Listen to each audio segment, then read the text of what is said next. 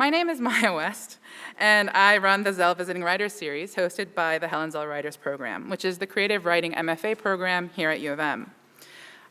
We bring a lot of writers to campus, as you can see, term after term. Novelists, poets, short story writers, usually over at UMA, the Art Museum.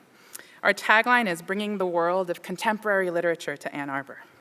If you like this is the kind of thing that we do, and you should come. Tonight's event, though, is special even by our standards. For many reasons, of course, pertaining to our visitor and his work, but also for us. It's been especially special to be part of something that involves so many other departments and student groups and remarkable individuals. Emily and Mika, there you are, and Jasmine, to name a few. All working together to just make this thing happen.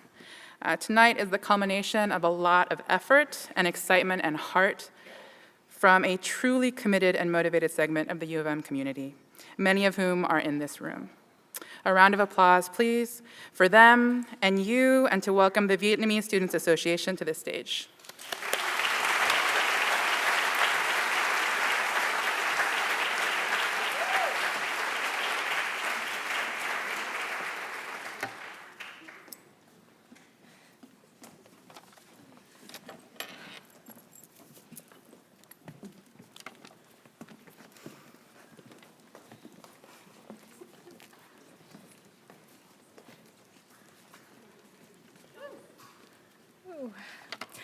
Good evening, all. We are the University of Michigan's Vietnamese Student Association and are honored to introduce today world-renowned influencer and author Viet Thanh Nguyen. Viet Thanh Nguyen is a university professor, Errol Arnold Chair of English, Professor of English, American Studies and Ethnicity, and Comparative Literature at the University of Southern California. He is also the author of many groundbreaking literary works, including The Sympathizer and The Refugee. Professor Viet Thanh Nguyen was born in Buôn Ma Thuột, Vietnam. He came to the United States with his family as a refugee after the fall of Saigon in 1975 and was initially settled in Fort Indian Town Gap, Pennsylvania, one of 4 such camps for Vietnamese refugees. He briefly attended UC Riverside and UCLA before settling on UC Berkeley, where he would graduate with degrees in English and Ethnic Studies. He stayed at Berkeley for a PhD in English, moved to Los Angeles for a teaching position at the University of Southern California, and has been there ever since. His numerous literary works include Race and Resistance, Literature and Politics in Asian America, and the novel The Sympathizer. The Sympathizer won the 2016 Pulitzer Prize for Fiction, the Dayton Literary Peace Prize, the Edgar Award for Best First Novel from the Mystery Writers of America, the Carnegie Medal for Excellence in Fiction, the Asian Pacific American Award for Literature in Fiction, along with many, many more. The novel made it to over 30 Book of the Year lists, including The Guardian, The New York Times, The Wall Street Journal, Amazon.com, and The Washington Post.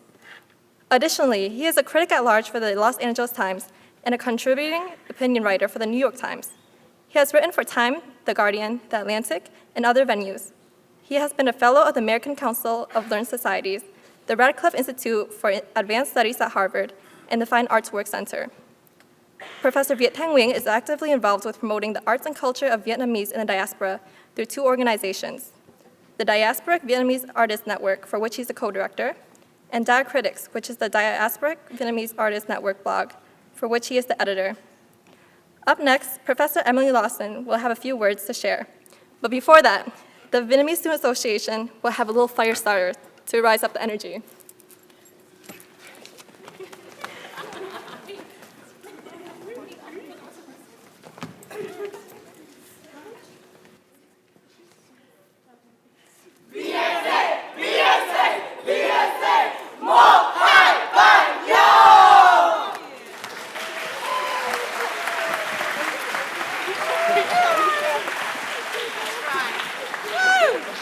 Give it up for the Vietnamese Students Association.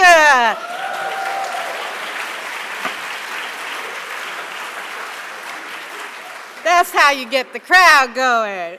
My name is Emily Porciuncula Lawson. I'm a lecturer 4 in Women's Studies, American Culture, and Asian Pacific Islander American Studies.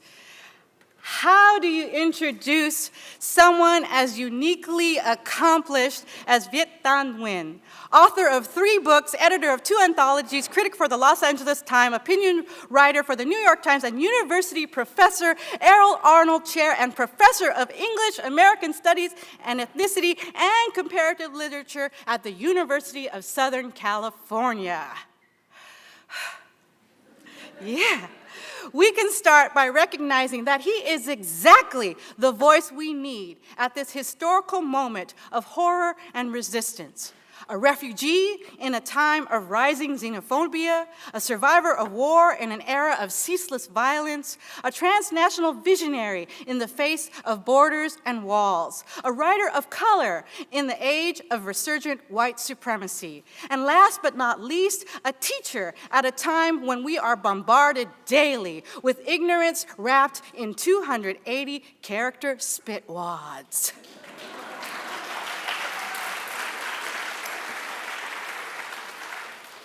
Not many people can feel comfortably at home in both academia and the literary world. Viet Nguyen has never been comfortable in either, and his extraordinary success has come despite this common displacement and because of it. A quote from his book, Nothing Ever Dies, applies equally to scholarship and creative writing. Quote, minorities must dissent from the terms that a regime of whiteness offers.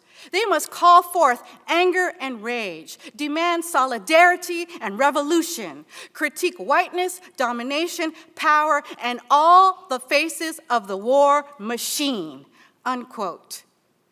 Viet Nguyen models for all of us, but especially those who have been marginalized and excluded, how to speak our truths, how to define success on our own terms, and how to expose the false choices and trick questions framed by historical ignorance. Are you Vietnamese or American? How did you learn to speak English so well? Why? Yeah, that's right. Why do you sound so angry? And if you don't like it here, why don't you just go back where you came from? And just when the glitterati is poised to put him on a pedestal, Viet Nguyen turns the world upside down with defiant humility. He wins the Pulitzer Prize, then writes about the importance of struggles and doubts. He reminds us that rejection is the tip of the iceberg of success, pointing out that he was turned down by all the colleges he applied to except one, and that the sympathizer was passed over by 13 of 14 publishers. He wins a MacArthur, then pens an essay on the problem with our concept of genius, which our possessive society is too quick to attribute to individual greatness rather than collective and communal support. That's right. After years of writing in relative solitude, he reaches the pinnacle of his craft, then uses the platform he's been given to denounce privilege and elitism. Nobody earns this level of acclaim without speaking to universal truths about the human condition, war and peace, life and death, love and hate, faith and despair. But Viet Nguyen never hesitates to remind the public that his distinctive voice was born of his family, his community, and his scholarly immersion within ethnic studies and Asian American studies. Yeah, you can clap, that's right. Ethnic studies in the house. The Sympathizer is a marvel of satire, suspense, tragedy, and history for all readers. But there are invaluable layers of joy, wit, and erudition spread throughout its pages for those of us who are Professor Nguyen's colleagues in Asian American Studies. To those of us who understand how race, colonialism, militarism, migration, and heteropatriarchy bring diverse Asian subjects together, hiding in plain sight. The pompous white American scholar who knows everything about the Oriental mind is named Richard Head. You know how some men like Richard Cheney, well, you know their nickname. His narrator comes from the East to study at Occidental College, then later works for the insufferable chair of an Oriental Studies department who spews out a new microaggression with every breath. The sympathizer story has been written in an re-education camp where confessions are extracted and correct ideas imparted through brute force. Contract this with the subtle and subversive ways Viet Nguyen uses this narrative to re-educate both the quiet Americans and the not quiet enough Americans in the study of race, war, and refugees. As someone who has been a full-time faculty member teaching Asian American studies for 25 years, I can rest better at night, warm in the knowledge that thousands of readers of The Sympathizer have absorbed the essential lessons of Maxine Hogg Kingston, Trinh Minh Ha, John Okada, and Carlos Bulasan, most without even realizing it. There is so much more to glean from Viet Nguyen's writing, and if you want to know how to discover it, whether you're a U of M student or a student of life, there are some classes that I can recommend. Just see me after the lecture. But while the character he composed may be a man of two faces, Viet Nguyen is anything but averse to strong stands. He's spoken out against rampant corruption in the administration, the same shameless rule of money and greed over the common good, and the most grotesque displays of a failed presidency, and that's just what he said about his own university. He's issued urgent calls for much-needed transformation of our entire society, his words empowering those of us who've been dismissed as nothing, but understand that nothing could be more significant. Because to be cast off as nothing is to be marked for exploitation, discrimination, exclusion, rape, colonialism, slavery, and genocide. Like the refugees in Viet Nguyen's novel, we are revolutionaries in search of a revolution.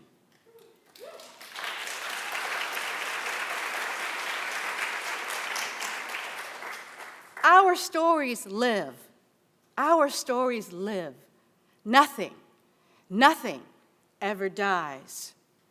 Viet Nguyen advises us to ignore, quote, the strategists who don't believe it's possible to dramatically change our society, unquote, to instead, quote, be bold and listen to the artists and the outsiders and the radicals and the freaks and the avant-garde and the base and the youth and the anarchists and all those who don't want to do business as usual, unquote, quote. The time has come. So I want to hear from all of you in the house, all of you who are the bold, yes? The outsiders, yeah?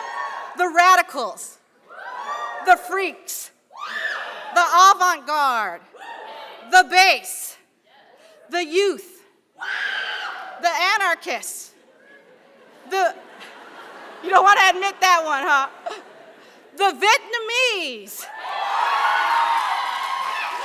the Southeast Asian Americans, the exiles and refugees, the dispossessed and the dreamers, and yeah, that's right, and everyone who did not come here to the Mendelssohn Theater at the University of Michigan in Ann Arbor expecting to hear business as usual.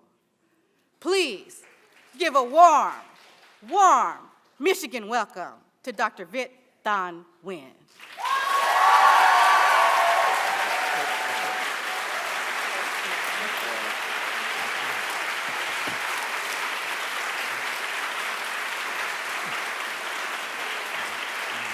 Thank you. Thank you. I have never had an introduction like that. And that actually makes my life a whole lot harder. Thank you so much to Emily and to the Zell Writers Program and to everyone else who is responsible for bringing me out here. Thanks also to the Vietnamese Student Association. You really brought it. And more than that, for those of you who don't know, Một, Hai, Ba, Yo is what we do before we drink. I really wanted a cognac shot at that point, because that's how the Vietnamese drink their cognac, in shots. Ann Arbor, it's great to be here tonight. I'm really delighted to have to be present here before you. And before we get started, I'm going to do what I always do. All right. Can't help it. I'm Asian. Well, besides being Asian, I'm also a refugee. And it feels kind of weird for me to say that because I wonder if I'm still a refugee. I mean, clearly when you look at me, I've made this transition from refugee to bourgeoisie, from camps to clubs. I've been invited to all kinds of clubs I never even imagined existed before the Pulitzer Prize. But I still call myself a refugee. I still feel like a refugee because my first memories are of being a refugee. My family came here to the United States in 1975, fleeing the Vietnam War. And we ended up in one of 4 refugee camps that had been set up to hold us. Ours happened to be Fort Indian Town Gap in Pennsylvania. I was 4 years old. And what I remember, the first thing I remember, was being taken away from my parents.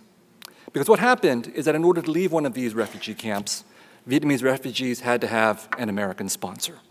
But there wasn't a single sponsor that would take all 4 of us, my parents, my brother, and me. So one sponsor took my parents, one sponsor took my 10-year-old brother, and one sponsor took 4-year-old me. And what I remember is howling and screaming being taken away from my parents.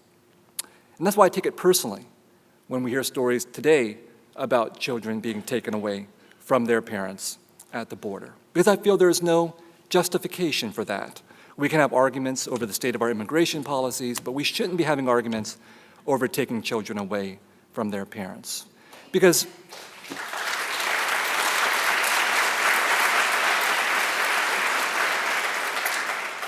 that experience of being taken away from my parents, even if it was for my own good, because the intent behind that was to give my parents time to get on their feet, even with that intention, my 4-year-old self could not understand that. And I have a child myself, I have a son, he's 5, but when he turned 4, I couldn't help but look at him and think of how difficult it would be if he was taken away from me, how painful it would be for him, how painful it would be for me. And in my case, it was only for a few months. My brother, who was 10 years old, was taken away for 2 years from my parents.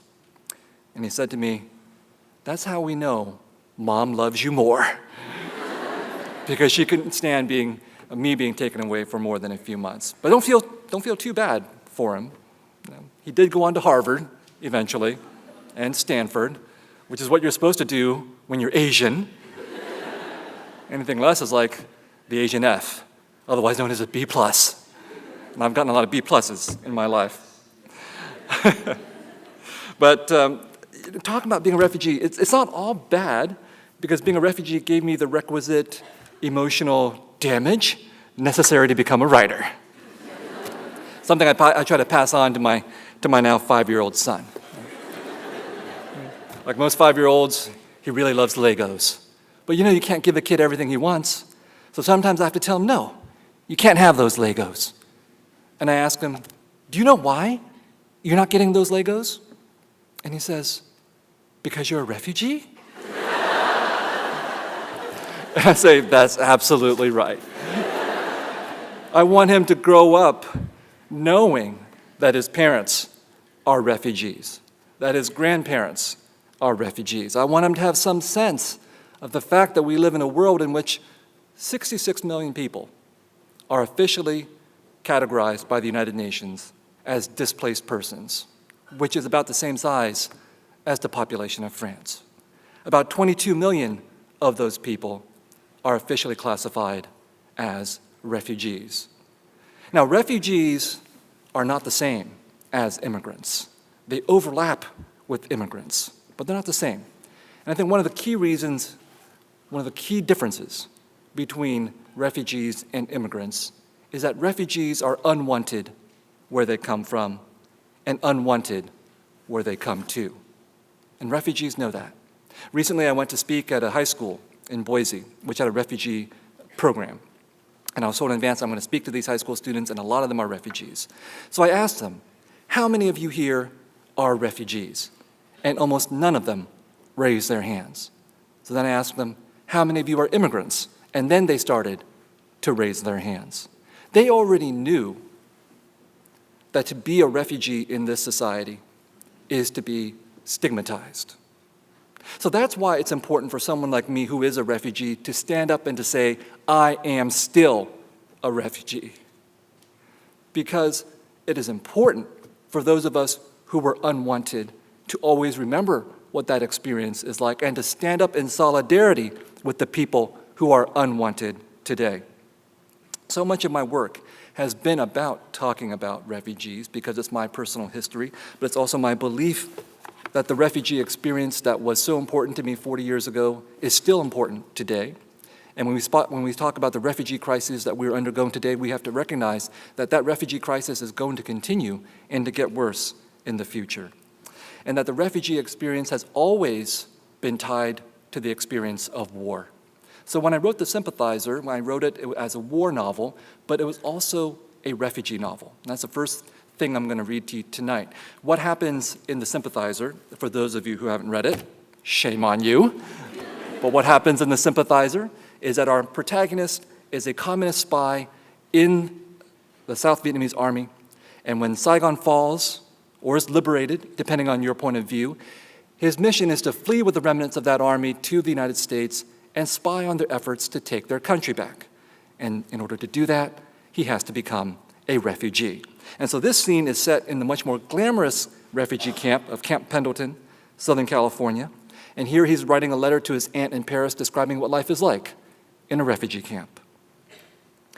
If allowed to stay together, I told my aunt, we could have incorporated ourselves into a respectably sized, self-sufficient colony, a pimple on the buttocks of the American body politic, sufficiently collective to elect our own representative to the Congress and have a voice in our America. A little Saigon as delightful, delirious, and dysfunctional as the original, which was exactly why we were not allowed to stay together, but were instead dispersed by bureaucratic fiat. Wherever we found ourselves, we found each other. We did our best to conjure up the culinary staples of our culture, but since we were dependent on Chinese markets, our food had an unacceptably Chinese tinge. Another blow in the gauntlet of our humiliation that left us with the sweet and sour taste of unreliable memories, just correct enough to evoke the past, just wrong enough to remind us that the past was forever gone, missing, along with the proper variety, subtlety, and complexity of our universal solvent, fish sauce. Oh, fish sauce. How we missed it. How nothing tasted right without it. This pungent, liquid condiment of the darkest sepia hue was much denigrated by foreigners for its supposedly horrendous reek, lending new meaning to the phrase, there's something fishy around here. For we were the fishy ones. We used fish sauce the way Transylvanian villagers wore cloves of garlic to ward off vampires, in our case to establish a perimeter with those Westerners who could never understand that what was truly fishy was the nauseating stench of cheese. What was fermented fish compared to curdled milk? But out of deference to our hosts, we kept our feelings to ourselves, sitting close to one another on prickly sofas and scratchy carpets, our knees touching under crowded kitchen tables, chewing on dried squid and the cud of remembrance until our jaws ached, trading stories heard second and third hand about our scattered countrymen. This was the way we learned of the Klan turned into slave labor by a farmer in Modesto, and the naive girl who flew to Spokane to marry her GI sweetheart and was sold to a brothel, and the widower with 9 children who went out into a Minnesotan winter and lay down in the snow on his back with mouth open until he was buried and frozen, and the regretful refugees on Guam who petitioned to go back to Vietnam, never to be heard from again, and the devout Buddhist who spanked his young son and was arrested for child abuse in Houston, and the husband who slapped his wife and was jailed for domestic violence in Raleigh, and the men who had escaped but left wives behind in the chaos, and the women who had escaped but left husbands behind, and the children who had escaped without parents and grandparents, and the families missing 1, 2, 3, or more children. Sifting through the dirt, we pan for gold. The story of the baby orphan adopted by a Kansas billionaire, or the mechanic who bought a lottery ticket in Arlington and became a multi-millionaire, or the girl elected president of her high school class in Baton Rouge, or the boy accepted by the University of Michigan from Fond du Lac. I'm just kidding. It's actually Harvard in the original. Or the movie star you love so much, dear aunt, who circled the world from airport to airport, no country letting her in after the fall of Saigon, none of her American movie star friends returning her desperate phone calls until, with her last dime, she snagged Tippi Hedren, who flew her to Hollywood. So it was that we soaked ourselves in sadness, and we rinsed ourselves with hope. And for all that we believed almost every rumor we heard, almost all of us refused to believe that our nation was dead. So the Tippi Hedren story is actually a true story. And the movie star was Viet Thanh, who was the most famous Vietnamese movie star of the South in the 1960s and 70s. And Tippi Hedren took such pity on the Vietnamese refugees that she encountered that she had her personal manicurist come to Camp Pendleton and train some of these women in the arts of manicuring, which is how 50 years later, we Vietnamese people have come to take over 51% of the nail salon industry in this country. True story. It's either a pro-refugee story or an anti-refugee story, depending on your point of view. I think it's a pro-refugee story. But I grew up vaguely sensing that there was this difference between refugees and immigrants, and as time passed on, that difference and that perception of who we are became clearer and clearer to me. And it became very clear around something called Hurricane Katrina. Now, some of these Vietnamese refugees in 1975 eventually ended up in Louisiana, right? And Hurricane Katrina happened. And tens of thousands of people were displaced, and this became a media spectacle. Some of the media called these displaced people refugees. And President Bush at the time said, it's un-American to call these people refugees. And for perhaps the only time in history, Jesse Jackson agreed with him. A lot of these people were African Americans, and Jesse Jackson said, it's racist to call African Americans refugees. And I thought, great, we refugees have succeeded in bringing America together in hating us. It's un-American to call these people refugees. It's racist to call African Americans refugees. There's something about the American dream that's allergic to refugees. And I think that's because refugees bring with them this possibility that things can get very bad very quickly. And we're a country that believes that these things can't possibly happen to us. But that contamination that the refugees bring with them means that many refugees do their best to distance themselves from other refugees. And Vietnamese people are not exempt from this. Nowadays, there are former Vietnamese refugees going around saying, we should not accept any more refugees from places like Syria or the Middle East, because we were the good refugees. These people are the bad refugees. Well, I grew up in San Jose, California, in a Vietnamese refugee community in the 1970s and 1980s. And I can tell you something. There were a lot of bad Vietnamese refugees back then. Welfare fraud, insurance scams, cash under the table economies. We did all of that. We invented the home invasion. Okay. So there are a lot of bad Vietnamese refugees, and the problem is in accepting this whole idea that there's such a thing as good refugees versus bad refugees, or good immigrants versus bad immigrants. Because why were these bad Vietnamese refugees doing the bad things that they were doing? Perhaps they learned how to cheat welfare, cheat insurance from their experiences as Vietnamese people in a wartime economy in Vietnam that was completely corrupted by American aid. Perhaps they learned how to do home invasions and join gangs and become violent because of the extreme violence that they witnessed during the Vietnam War, and their fathers and their brothers and their uncles experienced as soldiers during the Vietnam War.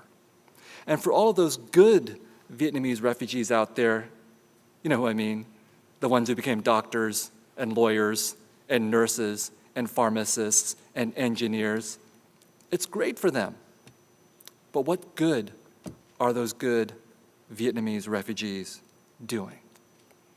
And I resist this whole idea of good and bad refugees or good and bad immigrants, because what the outcome usually implies is that the only acceptable refugee or the only acceptable immigrant is the exceptional refugee, the exceptional immigrant, the ones who are going to win Pulitzer Prizes.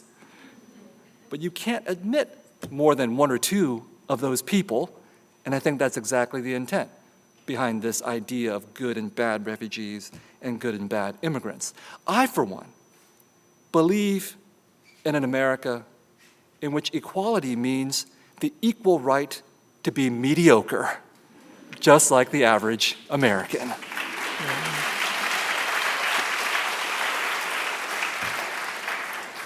Didn't really think that line was going to get a lot of applause, but thank you for that. And the idea of good refugees or good immigrants, that idea of superiority, of merit, is pernicious in ways that we don't really expect. And I'll give you an example from my own family's history. In 1978, my parents decided to move from Harrisburg, Pennsylvania to San Jose, California in search of better opportunities. And in 1978, they opened perhaps the second Vietnamese grocery store in San Jose, California. This is what you're supposed to do when you're a good refugee or a good immigrant. You're supposed to pursue the American dream. And yet I remember, as a kid, walking down the street from my parents' store, I remember seeing a sign in another store window, and that sign said, "Another American driven out of business by the Vietnamese." And my 10-year-old self didn't really know what to do with that sign, didn't really understand that sign, except to know that it was directed against people like my parents, people like me. And it would take me decades to really understand that that sign really meant another American driven out of business by fill in the blank. Before us, there had been the Chinese, and after them, there had been the Japanese, and after them, there had been the Filipinos, and then it was the turn of the Vietnamese, and then it would be the Japanese again, and now it's the Chinese, and it's the North Koreans. It's an old, old story. And I wanted to take apart that story in the work that I do. And I'll read you a little bit from a book called Nothing Ever Dies, Vietnam and the Memory of War, where I talk about what this sign really means. As a gook in the eyes of some, I can testify that being remembered as the other is a dismembering experience, what we can call a disremembering. Disremembering is not simply the failure to remember. Disremembering is the unethical and paradoxical mode of forgetting at the same time as remembering, or, from the perspective of the other who is disremembered, of being simultaneously seen and not seen. Disremembering allows someone to see right through the other, an experience rendered so memorably by Ralph Ellison in the opening pages of his novel, Invisible Man. His narrator, the hero, the titular hero, runs into a white man who refuses to see him, and enraged strikes back to force the white man to see him. Even beaten, however, the white man refuses to see him the way he wishes to be seen. That is because the other's use of physical force may make the other visible, but only to turn him into a target. The other must deploy the psychic forces of remembering, imagining, and narrating if the other wishes to transform ways of seeing. Not satisfied with being disremembered, we who are others find that it is up to us to remember ourselves. Having carried ourselves over or been brought over from the other side, we gooks, we goo-goos, we slopes, we dinks, we zipperheads, we slant eyes, we yellow ones, we brown ones, we Japs, we chinks, we ragheads, we sand niggers, we Orientals, we who cannot be distinguished between ourselves because we all look alike. We know that the condition of our being and our self-representation is that we are both ourselves and others. We are never without identity, and we are never without ideology, whether we like it or not, whether we acknowledge it or not. Those people who believe themselves to be beyond identity and ideology will, sooner or later, charge us with identity and ideology if we dare to commit that most unnatural act of speaking up and out. When I was growing up in San Jose, I had no idea that I was being disremembered. That sign, another American driven out of business by the Vietnamese, is an act of disremembering because we were not being forgotten, we were not being seen, we were being seen and we were being forgotten all at the same time. And I absorbed all of that, I internalized all of that. So that when I went to high school, I went to a very elite high school that was mostly white. But there were a handful of us who were of Asian descent. And we knew we were different in some way. We just weren't able to articulate that. So every day at lunch, we would gather in a corner of the campus, and we would call ourselves the Asian Invasion. It's a funny thing. Last year, I went back to that campus to give a speech 30 years after I graduated, and we really have taken over. But that is another story. So the Asian invasion. Now, obviously, we knew that somehow we had all been brought there by war. And in my case, it was the Vietnam War. So I grew up knowing a little bit about this thing called the Vietnam War, but really what I heard about often was Vietnam.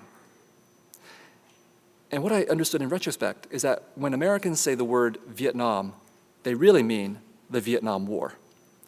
And when they say the Vietnam War, they really mean the American War. In other words, what the war meant to Americans, how the war affected Americans, how the war killed 58,000 plus Americans, which is a tragedy. But in remembering the war in that fashion, what Americans forgot were the 3 million Vietnamese people who died during that war. And what Americans and Vietnamese people forgot were the 3 million or so Laotians and Cambodians who also died during the years of the war and its aftermath. And it seems important to talk about this remembering and forgetting of war and its consequences on this day of 9/11, as we engage in the necessary act of remembering what has happened to this country and to the civilians who died during 9/11 and to the American soldiers who have died during the 17 years of war that have ensued and the war in which we are still embroiled. But what have we forgotten? Do we know how many other people have died during these 17 years of war? I don't think we do. The act of remembering always comes along with the act of forgetting. And for me, growing up in that Vietnamese refugee community, I was acutely aware of this problem of remembering and forgetting. I was acutely aware that Americans remembered Americans, but they did not remember people like my parents or other Vietnamese refugees. And in my work as a scholar and as a writer, I'm acutely aware of the fact that when we say the word war, usually we think of men, of soldiers, of battles, of tanks, of weaponry, but we don't think about civilians and women and children, and the fact that in the Vietnam War, more civilians died than soldiers did, which is absolutely typical of all the wars that were fought in the 20th century and typical of the wars that have been fought in this century as well. So I teach a class on the Vietnam War, and I have my students go out and interview survivors of the Vietnam War, and here's what they discover. They interview American veterans, and they find out that some of these veterans have been through terrible experiences. They've killed people, they've seen their friends killed, they're traumatized, and they also find out that a lot of American veterans never saw any combat at all. They spent their tour on a ship or on a base, not being shot at. But they interview Southeast Asian refugees, and what they discover is that every single one of those refugees has a traumatic story to tell, because that's what it took to flee their countries and to get to the United States.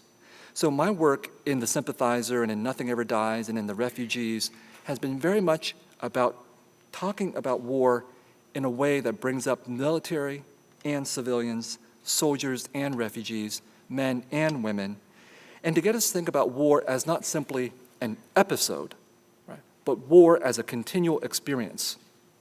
The Vietnam War for me is not important because it took place during 1965 to 1975.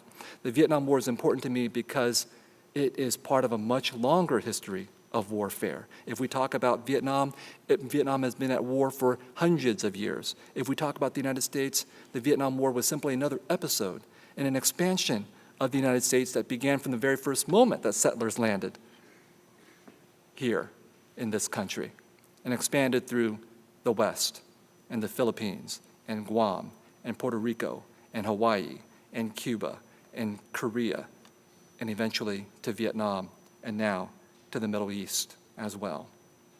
And in my work, I think about something that I wrote about in Nothing Ever Dies, that all wars are fought twice. The first time on the battlefield, the second time in memory. That's certainly true for the Vietnam War. I grew up in this Vietnamese refugee community surrounded by Vietnamese refugees for whom the war had never ended. Simply because somebody had declared the war to be over in 1975 didn't mean the war was actually over for them. They lived lives that were saturated by loss, by sadness, by anger, by rage, by melancholy, and the only people to whom they could tell their stories were to each other and to their children, because the rest of America didn't want to hear these kinds of stories. And at the same time, I was hearing all of these stories and absorbing all of these emotions, and I was watching American movies about the Vietnam War. Because in the 1970s and the 1980s and into the 1990s and even into the 2000s, America was fighting the war again and again on film. And at a much too young of an age, I watched a movie called Apocalypse Now. It was about 1980, 1981. My parents brought home this newfangled invention called the VCR. For those of you who are college students, you have no idea what I'm talking about. This was a box into which you could put another box, and you could watch exactly one movie. So after I watched Star Wars about a dozen times, I watched Apocalypse Now. And I was a kid who was completely into war. I was a war junkie. I loved American war movies, loved cheering for John Wayne. And as I was watching Apocalypse Now, I was cheering for American soldiers. I was identifying with Americans up until the point they killed Vietnamese civilians in a massacre. And at that moment, I felt myself split in two. Was I the American doing the killing, or was I the Vietnamese being killed?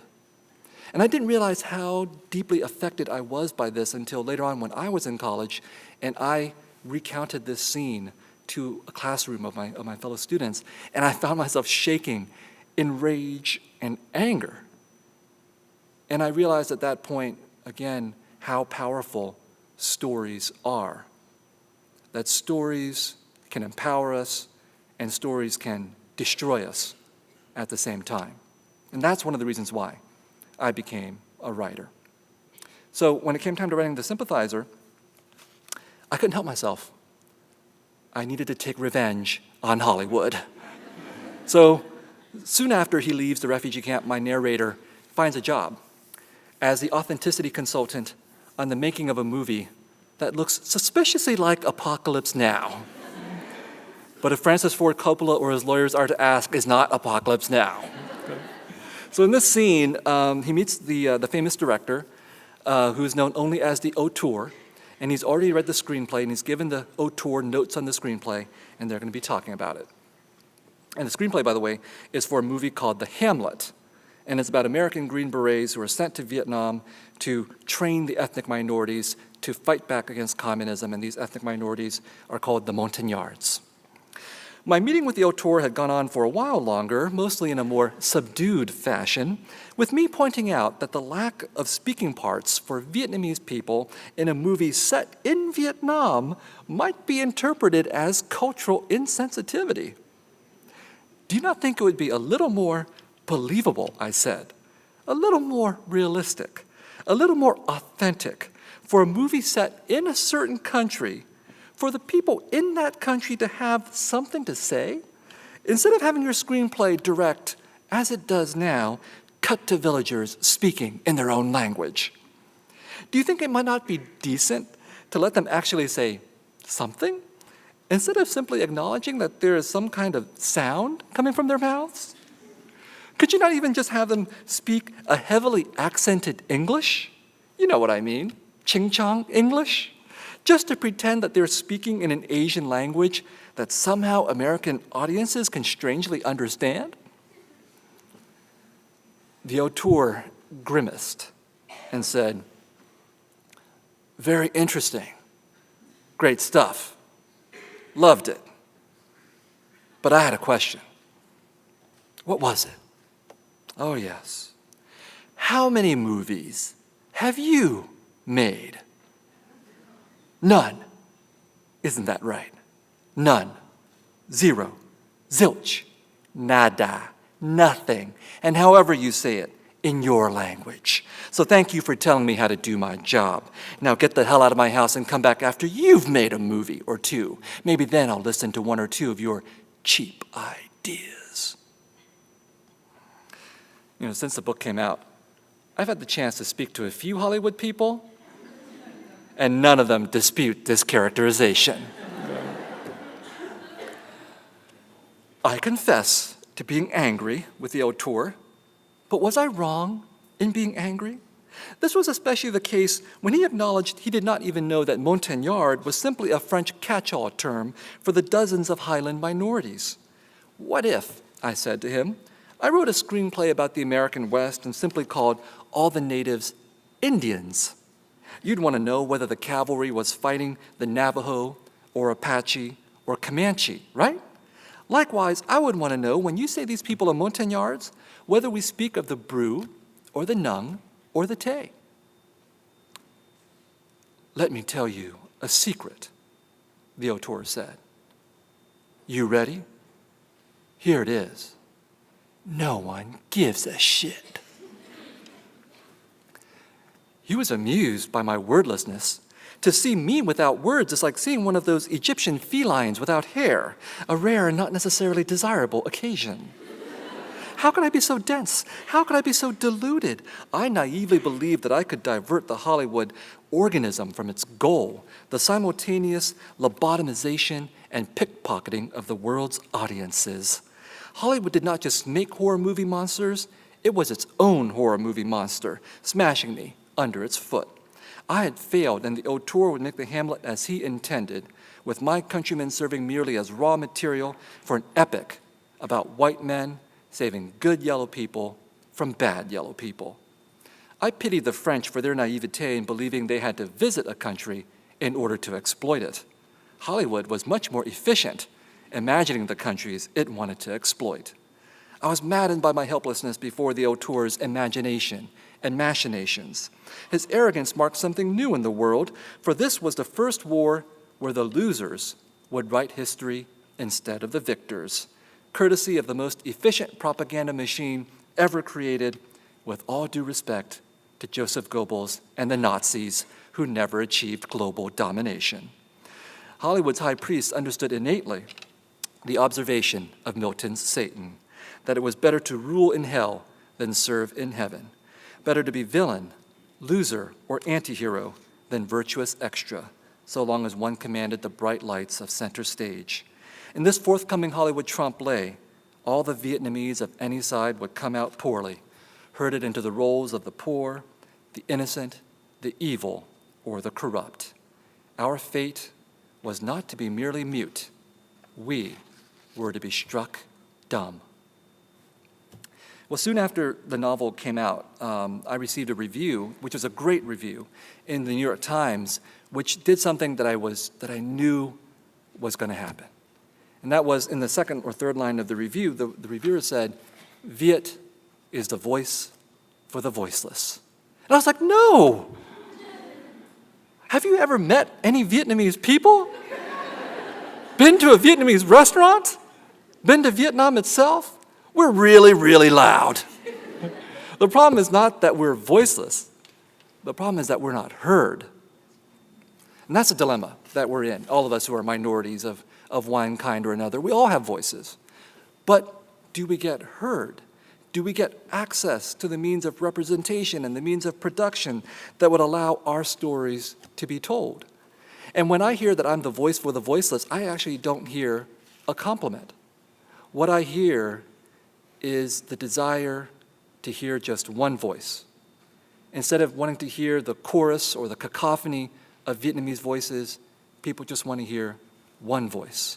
And that is a dangerous situation to be in. For me, justice when it comes to stories is not about elevating people into becoming voices for the voiceless.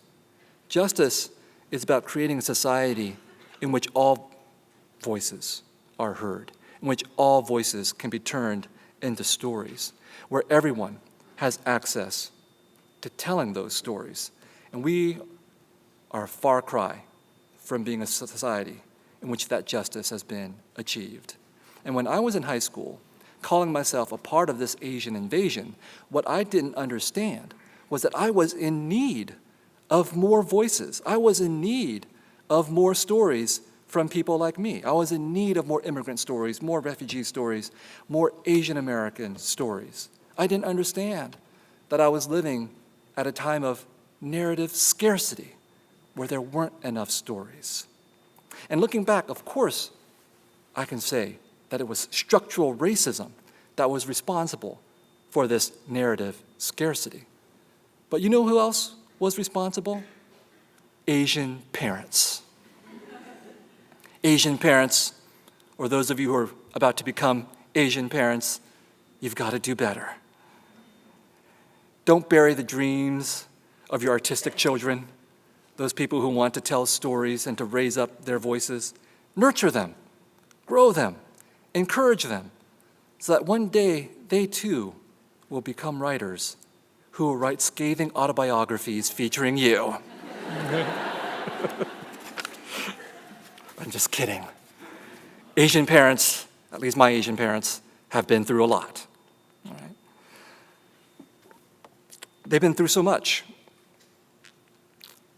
And when I was growing up, I knew that my parents and other Vietnamese refugees were haunted by their past, by everything that they had been through, everything that they had been able to tell me, and everything that they would never tell me about what they had been through.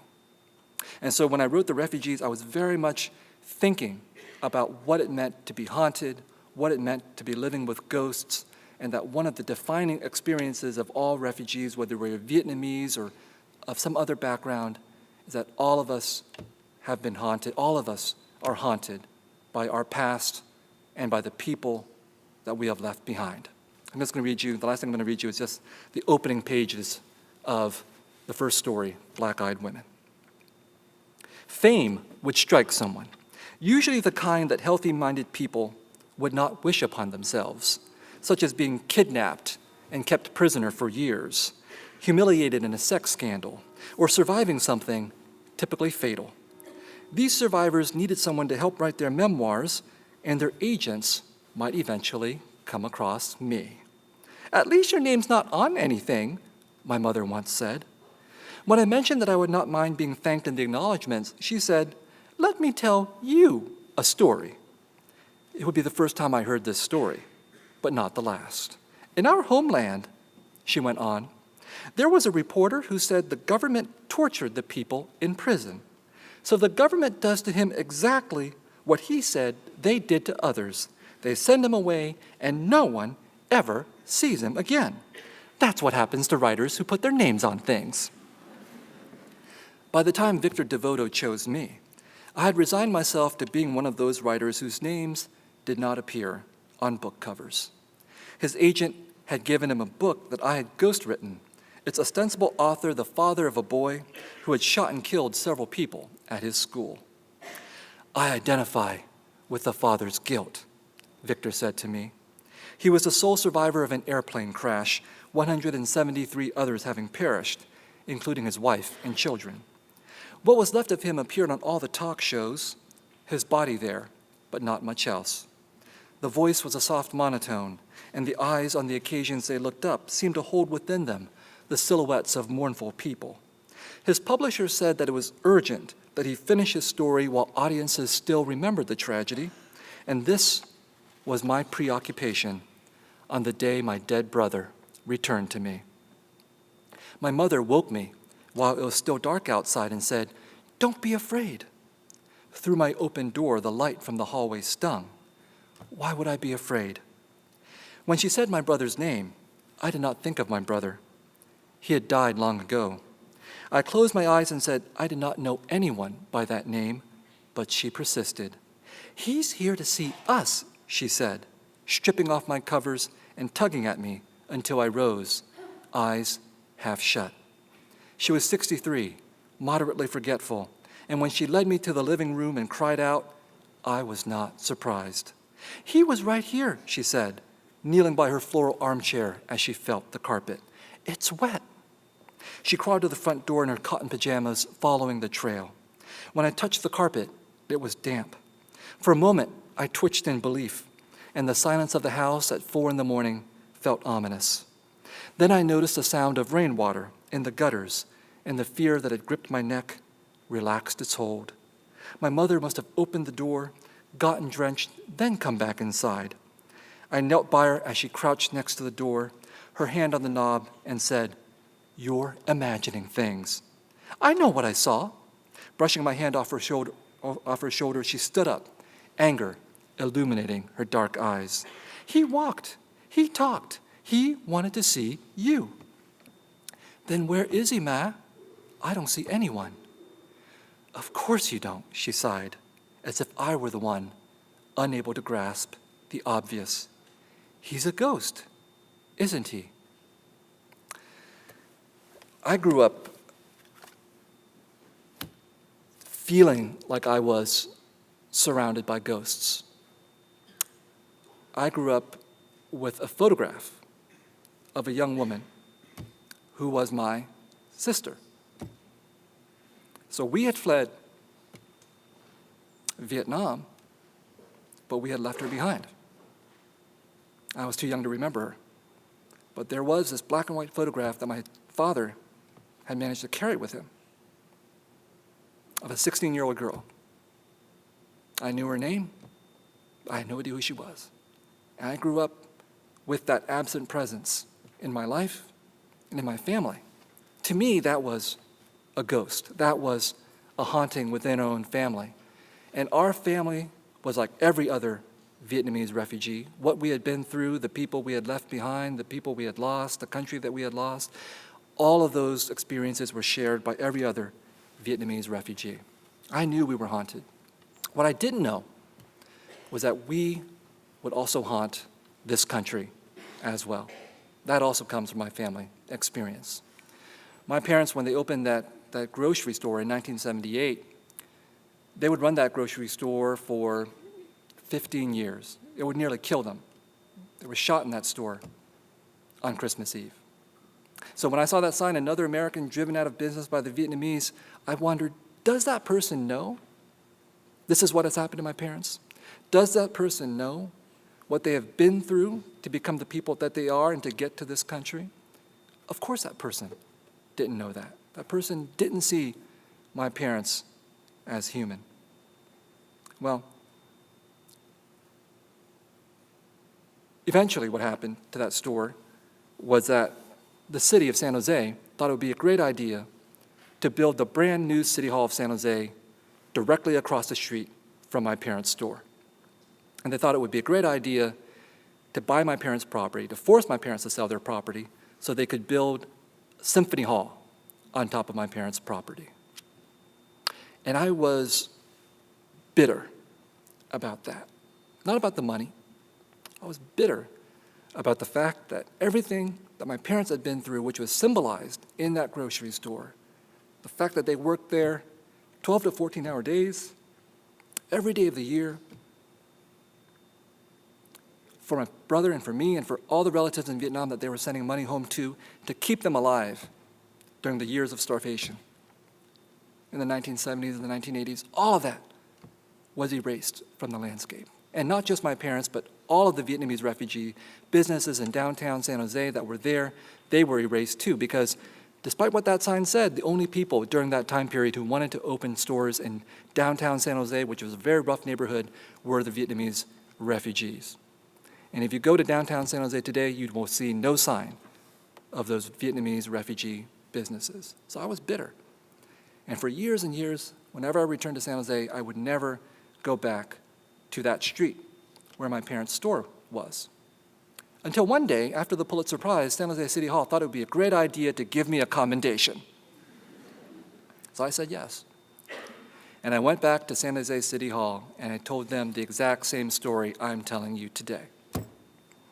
But the funny thing is that throughout all those years, what I thought had happened was that the city had never built Symphony Hall. What they had built instead was a parking garage. And so I finally went back and parked underneath City Hall and came out and looked across the street to where my parents' store had been, and I realized they had not even built a parking garage. They had built a parking lot. And there's a line from the Sympathizers that goes, "America's greatest architectural contribution to the world is the parking lot." So it felt very, very appropriate. But we had been erased from that landscape. But I couldn't help but feel that we haunted that landscape as well. And that's why I became a writer.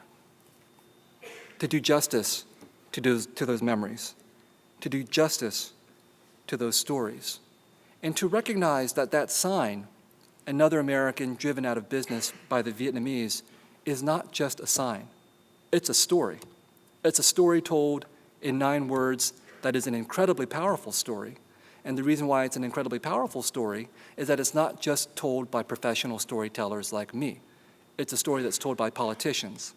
It's a story that's told by everyday people as they go about their business. It's a story that has circulated over and over and over again so that eventually people come to believe it, so much so that they can write that sign and put it in their shop window. It's an old story that's being told again today. We are no longer living in the 1970s and the 1980s. We are no longer living in that same age of narrative scarcity that I experienced as a refugee. There are more and more people like me, before me, like me now, who are writing these kinds of stories, who are fighting against narrative scarcity, who are fighting against the erasure of refugees and immigrants and minorities and Asian Americans and people of color in this country. But we don't yet have narrative plenitude either.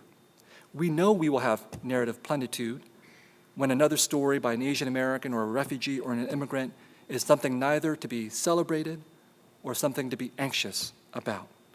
We know we will have reached narrative plenitude when we no longer need voices for the voiceless, because all of us will have voices, all of us will be heard. But in order to do that, we have to change this country, we have to change the society, we have to change how stories are told. We need to tell stories about America that build bridges instead of building walls. We need to tell stories about opening our hearts instead of closing our minds. And we have to tell those stories every day to ourselves, to others, to anybody who will listen. You and me, in this sense, we are all storytellers of our own stories and of America's as well. Thank you very much. Thank you.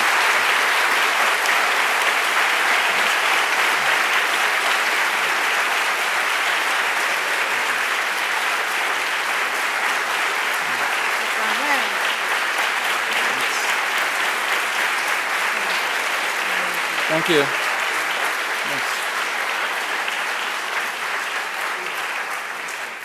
So we have about 15 minutes for Q&A, question and answer. I'd like to call upon our volunteers from the United Asian American Organizations, UAAO, to grab the mics. And if you have a question and you're in the balcony, if you could come down because the mics can't go up there. So if you want to ask a question and you're in the balcony, come down to the main floor. And if you want your book signed, there will be a book signing right after the Q&A. So can we have the folks go into the audience? Okay.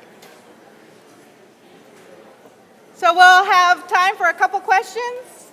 If you want to go in. If you have a question, if you could raise your hand, and we'll have the mic come to you. If you're in the balcony, you have to come downstairs to ask the question, please. And perhaps say your name and your affiliation. Okay. Hi there. My name is Mimi, and I'm part of African Shopify Incorporated. I just wanted to ask you, how did you feel after getting rejected all those times for your book and then finally getting the author? It's probably unprintable and unspeakable what I actually thought in my mind at that point. But let me just say that I've been rejected a lot in my life, and in general, that's a good thing. It builds character. You know, if I had been accepted right, I mean, if I actually had gone to Harvard, I'd probably be an insufferable human being right now. You know, but I went to my last choice college, and it really, motivated me to work really hard to get to my first choice college, which was UC Berkeley, and all of those rejections as a writer over time, literally hundreds of rejections, and seeing the Sympathizer rejected by 13 of the best editors in New York City. All of that was actually good, I think, because what it really helped me to think about was that phrase that Emily brought up, defiant humility. When you've been rejected a lot and then you finally get accepted or win awards, the last thing you should do is to think, I'm awesome. What you should do is to think, well, I've worked to get this thing, to get this publication or to get this award and so on, but I've done it for the sake of something greater than the publication or the award. Those things are just human vanities, right? And they're really dangerous. Getting the Pulitzer Prize is like getting a plate full of cocaine for your ego. It's really tempting to just suck it all up. Not a good thing to do. So getting rejected was really good because in the end, by the time I got around to writing The Sympathizer, I really understood that I was not doing it for the publication and for the awards, even though all that stuff is nice. I was doing it for the art, for the writing. And I think that's true for no matter what we do. I mean, I know I've kidded people who are doctors and lawyers and pharmacists and all that kind of stuff. But hopefully whatever you do it because you care about the act itself, not about the money or the recognition or the prestige or anything of that sort. And so that's what rejection was good for. That's what 20 years of working in obscurity was good for, this affirmation, this confirmation in my own self that in the end I was doing it for the sake of the writing itself. Next question. There's one there, and there's one there. So you see them? There's one there, and then did I see one over there? So maybe we could have one mic over there, and then the next mic. Yeah. There's actually two on that side. So. Hi, I'm Adina. I'm here right now because I'm taking a class with Professor Emily Lawson. And I wanted to ask you a question about what it feels like to understand everything that your parents sacrificed. Because for me, knowing all the things my parents had to go through to bring me here, I feel a lot of guilt. And I feel like they have some license over choosing what I do. But clearly, you kind of probably went off the usual path of, being a doctor or being a lawyer. So I was wondering how you felt about maybe that guilt of knowing what your parents sacrificed and how you dealt with that. And let me just add that I'm also a Catholic, so the guilt is compounded. Okay, it's multiplied, it's squared. I know exactly what you're talking about. I mean, it's again, I joke about the doctors and the lawyers, but I really feel for them. I mean, if you really want to become a doctor and a lawyer, that's awesome. But if you're doing it because your parents are making you do it or you feel really guilty, it's a horrible situation to be in. And I knew many people at Berkeley who were in that situation. There's no easy answer to that because the guilt is warranted. For many of us, our parents really did sacrifice an enormous amount to get to this country, and then when they got to this country to work at jobs they may not have wanted to work at, and so on. So we owe them a lot. Do we owe them our lives? Maybe, because they sacrificed their lives for us too. That's a huge burden to bear. And I think the way I dealt with that, well, number one, I got very lucky because my parents who are very conservative, proved to be liberal on one point only, which is that they said, okay, well, we understand you don't want to be a medical doctor, but you're still going to get a doctorate, right? Okay, that's sort of close enough, right? So they were okay with me getting a doctorate in English, even though they had no idea what that meant. But the way I dealt with it was the way they probably dealt with me, which is I didn't tell them the entire truth. Isn't that right? Like I said, my parents have told me certain stories about their past, some of which are really horrible, but I'm sure they haven't told me everything. Maybe they're withholding things from me. And likewise, I withhold things from them all the time. This is how you survive as an Asian, isn't it? Like, you don't tell the whole truth. You don't have to lie, but you don't have to tell the whole truth, And so that's what happened. For me, it was that, my day job was to be a professor. My fantasy was to be the writer, which I never told them about. Okay? And so if you become a doctor or a lawyer, that's a huge day job already. But don't give up your if you have other dreams and other fantasies, don't give that up. Actually, the worst possible example I can think of are those Asian American doctors who also became writers.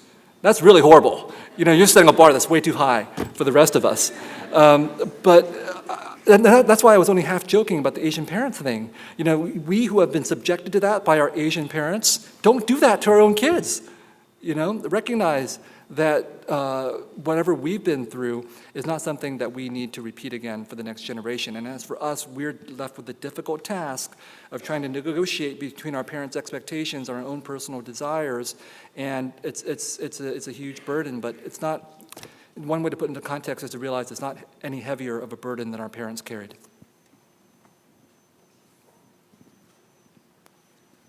Hi, my name is Hannah. I'm a junior at Michigan studying communications and creative writing, and I've talked about this book in actually a couple of my classes. So my question comes in two parts. It's interesting because the last time I talked about this book in a class, it was about war and popular culture. We talked a lot about how especially the American sides of wars are very interesting because there's been very few wars fought on the American front, and pretty much everyone in America knows it basically from the media. So I think it's very interesting that you critiqued Hollywood in The Sympathizer, and my question would be, one, did you go into writing the book with the influence of public opinion or wanting to change how Americans view the war, dealing with the Vietnam syndrome, and maybe being more averse to going into future conflicts? And two, if you were approached to make a movie about The Sympathizer from Hollywood, how would you react? Would you want to take advantage of that platform and continue spreading the story, or would you be afraid of it being twisted into something that it's not? I think my dream scenario was always that Francis Ford Coppola or Sofia Coppola would buy the rights to the novel and just screw me, completely. That would just be poetic justice. I could write another novel about that. So I'll answer your questions in sequence. And yes, I think that again, for me to become a writer and to become a scholar too, there was always this ambition that I wanted to try to change the story. That's partly what the talk was about, changing the story. And of course, I got really, really lucky, and I won the Pulitzer Prize, and therefore more people are going to read it. But regardless of that, the ambition was always, and this is, always to try to make an intervention, to do in my own little way, put out a story that would challenge some fundamental American notions of what the Vietnam War was, what it means to be an American, and so on. And I think that for me, that was the only reason why I could imagine myself even becoming a scholar and then a writer. Okay, because imagine, I was studying English literature. There was no way I was going to go home to my refugee parents who were working these 12 to 14-hour days and say, hey, Mom and Dad, I really want to spend my life studying the Romantic poets. No one's going to happen. So I had to find a way to make the act of writing, of scholarship, something meaningful for me beyond only the aesthetic. And that was what was so great about Emily's introduction. It was exactly this confrontation with Asian American and with ethnic studies when I was an undergraduate that transformed me and convinced me that stories could also have political meanings as well. And that the act of storytelling was, again, something that we engaged in as writers all the time, but that the act of storytelling would influence people who were not storytellers. right? So that I was influenced by what Francis Ford Coppola was imagining when I was 10 years old. So that would be something that I would try to intervene in when I would become a writer too. And so then, yes, I have been approached by various people about making this novel into a movie or a television series, and I wanted to do a television series. And the first time we tried to go out there and I had a producer who was a very successful producer, and this was a producer whose work you would all know, and this is a producer who was down with the various kinds of issues that I raised in my talk. But she went out there to try to sell The Sympathizer as a TV series, and she came back and she said, well, unless we get Keanu Reeves on board, it's not going to happen. And this was about a year and a half or 2 years ago, and I thought I wasn't offended enough at the time, but now I'm offended, because we were thinking about something like Narcos. Okay, now Narcos is a $30 to $40 million a year season show, and it has no movie stars in it. But somehow for Asian Americans or for Vietnamese people, we have to have Keanu Reeves in order to justify that budget. That's what we were up against. And then Crazy Rich Asians changed everything. I mean, literally after Crazy Rich Asians' success, my agent said, people are calling now. Leo DiCaprio's agency is calling now. Like this.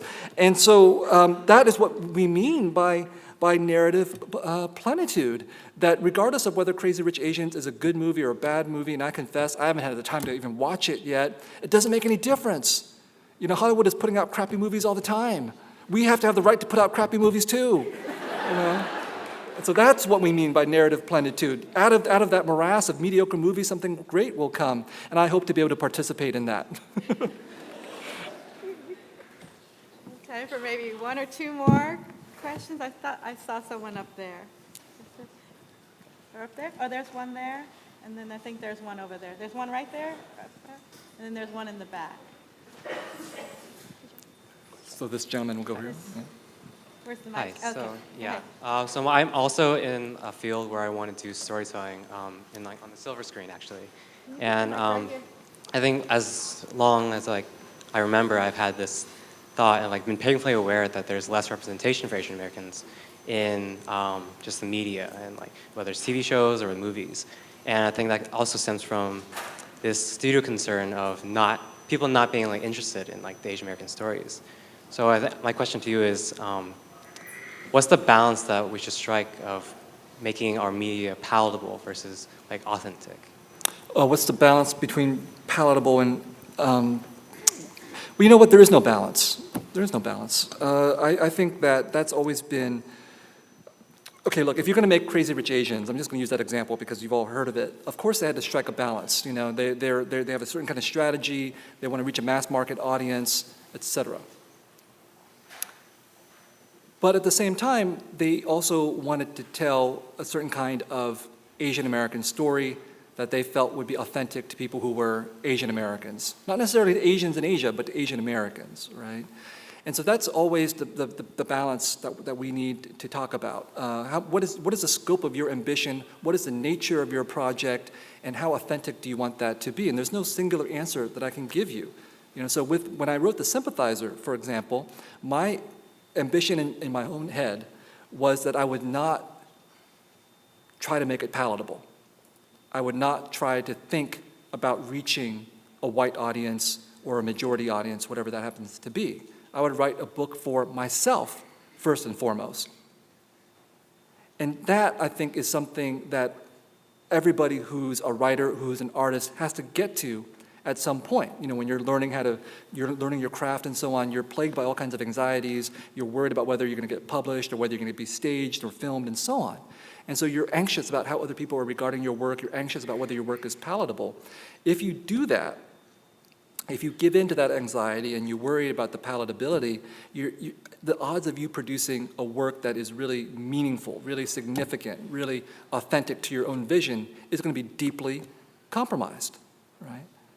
And so that was why it was important for The Sympathizer, for me in writing that novel, to be in that psychic mode of thinking it's for me first and foremost. And then after that, I can think about other audiences. And then I can think about the question of palatable.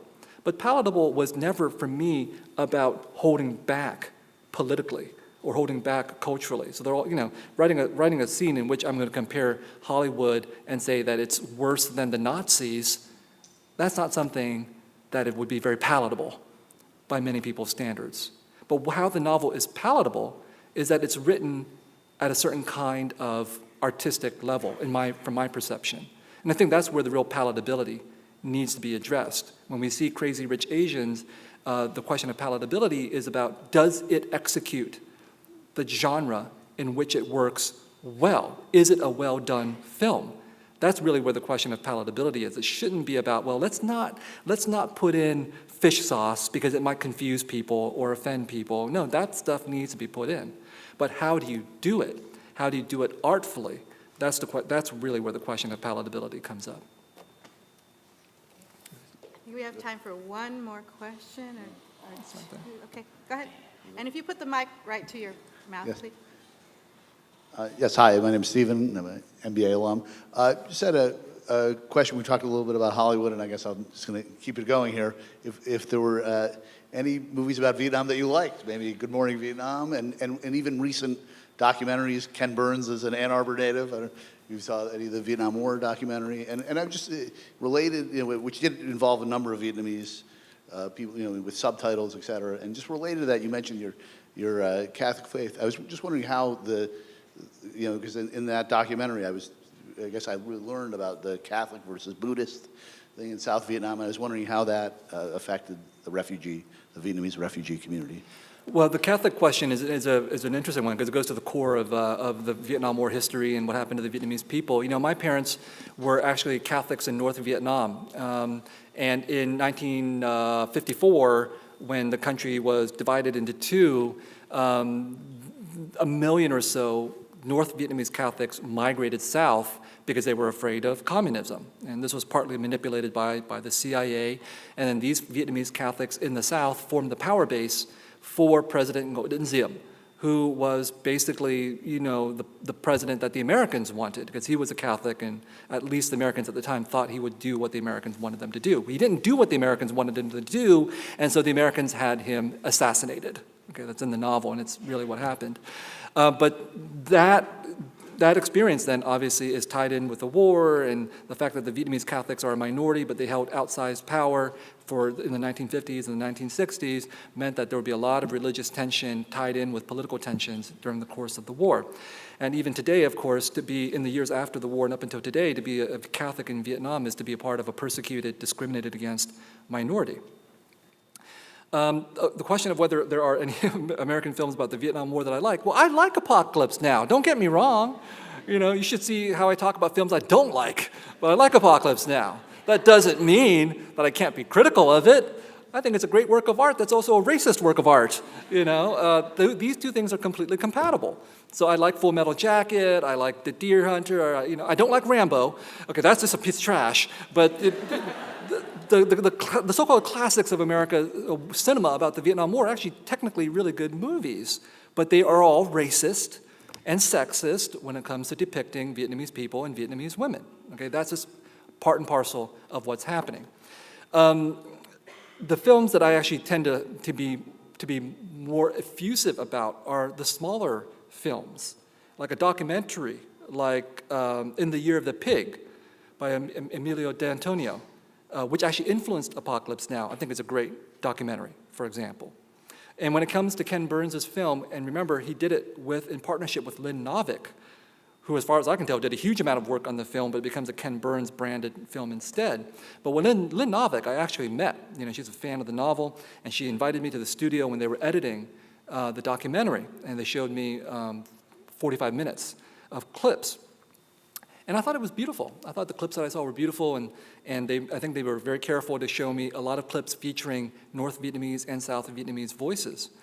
But I have never seen the whole 18-hour documentary, because I don't have 18 hours to spare to watch in a documentary. And because I knew when it came out that if I watched all 18 hours of that documentary, I would be called upon as the professional Vietnamese to give my opinion on radio and talk shows about that documentary. That's what happened. People were calling me up and say, hey, do you want to come talk about it? And I could honestly say, I haven't seen it yet.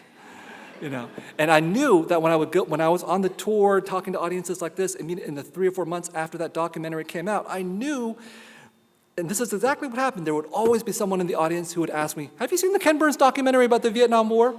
And inevitably that person had never read a book or seen a movie by any Vietnamese person. And if you've got 18 hours to spare to watch a Ken Burns documentary about the Vietnam War or any other American production about the Vietnam War, you have time to read at least one book and watch at least one movie by a Vietnamese person. Sorry, I got excited.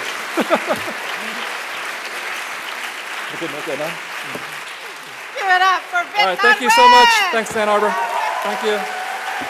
Thanks, you too. Wow. Oh, before you go, we're going to call up, this took a lot of work to bring all these collaborators together. We're going to bring up the student volunteers from United Asian American Organizations, Christian Pineda, Kathy Wu, and Dim Mang to give us our thank yous. Hello, everyone. My name is Christian Pineda, and I am one of the co-chairs for the United Asian American Organizations, or UAAO. My name is Kathy Wu. I'm also one of the co-chairs of the United Asian American Organizations. I'm Dim Mong, and I'm the president of Beta Alpha Rho Pre-Law and Public Service Fraternity and one of the co-external chairs of UAAO. So on behalf of the United Asian American Organizations, we would like to thank you all for attending this event. Again, we would like to thank Dr. Viet Thanh Nguyen for coming to the University of Michigan for delivering a reading of his work in addition to his insights. We would like to take this time to thank our sponsors for the event.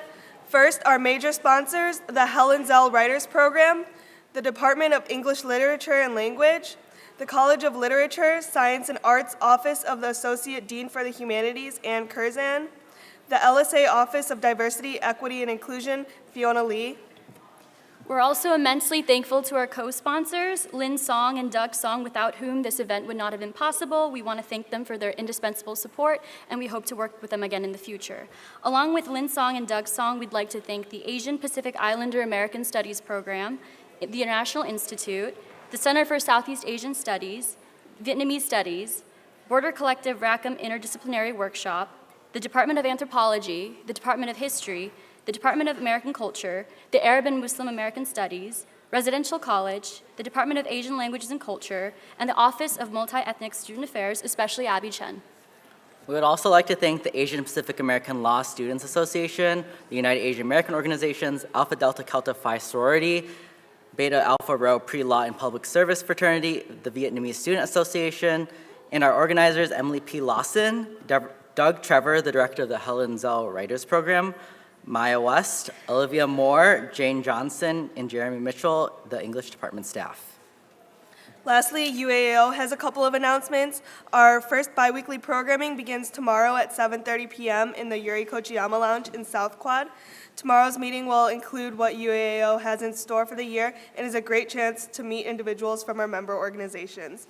For more information, you can visit our website at umich.edu/UAAO. So thank you all so much for coming. We're now going to turn it over to Maya, if you all could still remain in your seats. Yeah. Hi, I'm so sorry. There's been a bit of an exodus. This is purely logistical. Could I see a show of hands of who's hoping to get their books signed? Great. At this point, whether you wait out there or in here will be the same. So if you could please stay seated if you want to get a book signed, and everybody else is free to go. And then I'm going to get you guys out there by section. One more announcement. VSA's mass meeting is Thursday, 6:30 to 8. Thank you. Psych Atrium, third floor.